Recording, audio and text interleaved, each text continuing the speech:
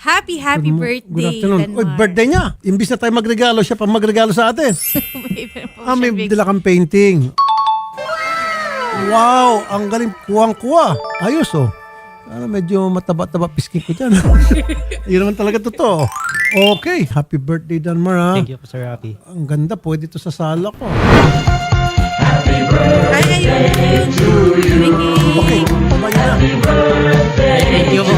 Thank you, Sir.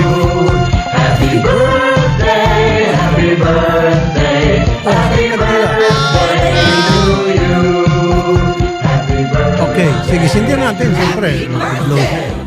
Sa yung kandila. Ano?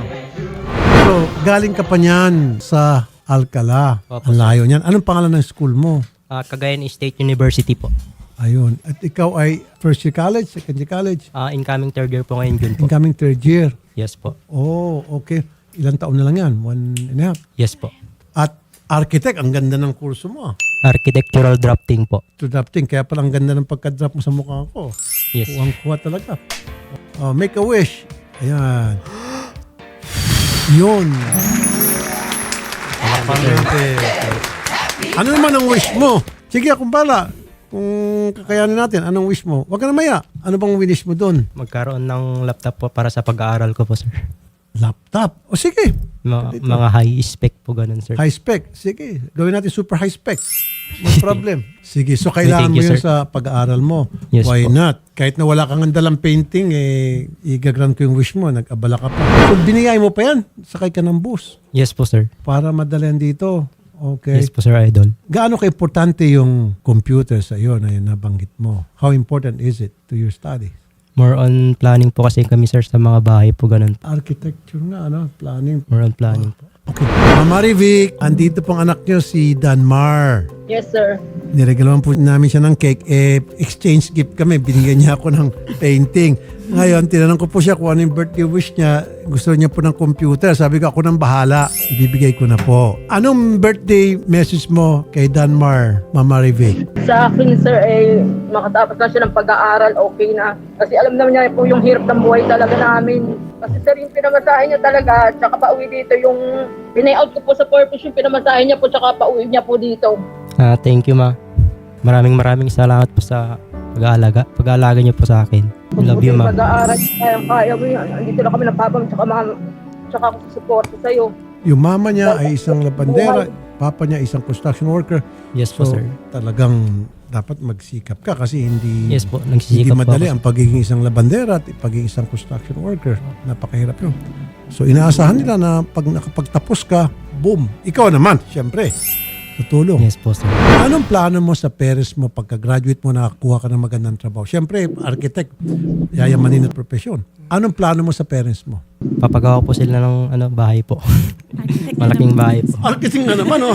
Tama ang sagot. Ngayon ba nag-uupa lang kayo? Ay, hindi po. Sa sariling bahay nyo? Opo, sir. Pero maliit lang. Yes po. Mama Rivic, sabi niya pagka-graduate daw niya, paggagawan ka raw niya ng bahay, kayong papa-mama niya. Ayun nga po ang ano niya eh. Kasi marunong din po siya po ng bahay. Kasi gusto niya po talaga civil engineer, kaso nga lang po hindi po siya nakapasa sa CSU, kaya architectural drafting na lang po kinuha niya. Ma'am, ilan ho ba sila magkakapatid? 4 po, sir, third tool po, 4 po. At pang ilan po si Sir Danmar? Panganay po, sir. Panganay ka pala, Danmar. Yes po, sir. O, di kapag nakapagtapos ka, ikaw ang aalalay sa mga nakababata mong kapatid. Ilang kay lalaki, ilang babae? 3 po kaming lalaki tas isang babae po. Yung pangalawang kapatid ko po is magsa-second year college po ngayon, criminology po. Wow! Tapos yung Pwede maging pulis. Yung dalawa, yung isa po, yung pangatlong kapatid ko po, senior high school po, graduating po ngayon. anong plano naman niya na kurso? Ano daw, sir? Nursing daw po. Yan, maganda pakinggan yan. Sa abroad, ako, Yes. very in demand. Saka mayayaman. Tapos yung pang-apat na kapatid ko po, junior high school pa lang po. Ano ang plano niya? Mag-teacher daw po. Teacher, okay. Puro magaganda. Ano mga plano? Pero magandang hapon. Magandang hapon rin po, Senator. Andito po ang isa niyong constituent, si Danmar Cabrido, isang estudyante. Kilala niyo po siya, di ba, sir? Opo, sir. Ayun. Mabait na estudyante siya, si Danmar, at meron siyang binigay sa akin na picture. Ikaw ba, chairman, nabigyan na ng picture? Ay, wala pa naman. Kasi hindi pa ako nag-request sa kanya, Senator. Okay. Anyway, Chairman, siya po ay nasa mabuting kamay at sisiguraduhin namin na makaka-uwi siya dyan na matiwasay. Okay, Chairman. Salamat po, Chairman Kabaruan. Sir. Maraming salamat po sa tulong nyo sa constant namin at kayo po ang nahulog ng langit para makatulong sa sambayanan Pilipino po. Mabuhay po kayo, Chairman Valeriano. Sir, thank you po, sir. So, ngayon, Danmar, yung namasahe ka papunta rito, back and forth, pabayaran ko yon. And then yung Thank you sa po, sir. computer, meron ka bang tinutuloyan dito? Wala po. Kailan ka lang dumating? Wednesday po, sir. O, saan ka tumuloy nung Wednesday, Thursday? Hotel po. Pinahotel natin. Kasi Wednesday pa pala siya rito, hinihintay niya talaga ako. Opo. Ibigay niya sa akin personal yung painting. Okay, sige po, tuloy-tuloy natin yung hotel mo. Bayaran ko yung, of course, yung hotel, bayad natin yung pamasahe mo, refund namin. Anong gusto mo? Gusto mo aeroplano o ikaw? Kahit ano na lang po, sir. Sige, kung ano yung pinaka-first available na transportation pa uwi. Okay? Last na mensahe mo na lang sa lahat ng mga estudyanteng katulad mo na nagsisipag, nagsisikap para sa family. Kasi maganda kang implo ka sa mga estudyante. First po, I will always be grateful to have this wonderful talent po that God gave to me. And second po, to the young artist na marunong magpinta po. Ito lang po masasabi ko. Don't be afraid to start and don't be afraid to make mistake. Ang pagkakamali po ay natural lang po sa buhay natin yan. At lagi nyo lang po i-enhance ang mga talent nyo. At huwag kayo matakot mag-take ng risks po. At higit sa lahat, unahin nyo po palagi si Lord sa mga pangarap nyo po. Perfect. Very well said. Ma'am, ano pong mensahe mo sa lahat ng mga magulang na may mga estudyanteng anak na nagsusumika para makapagtapos at makatulong sa pamilya? Ano pong mensahe sa lahat ng estudyante sa Pilipinas? Ma'am. Pero sa akin, sir, lahat ng mga estudyante sa Pilipinas, kailangan po nila magsikap kasi sobrang hirap talaga ng buhay ngayon. Kailangan po nila magtapos talaga ng pag-aaral. Kahit ang hirap po ng magulang na magtrabaho sila, mapag-aaral lang sila, kailangan nila mapatapos nila yung pag-aaral nila para makakuha po nila yung gusto nilang kurso. Hindi sila maghihirap.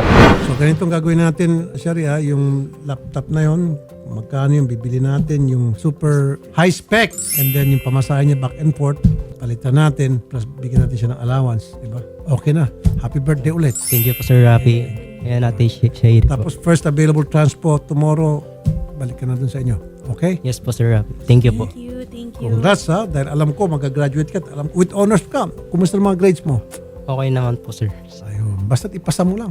Makakuha ka ng trabaho, makatulong ka sa parents mo. Okay, good luck. Magandang hapon. Magandang hapon. Thank you. Thank you po. God bless po. Thank you sa tiwala.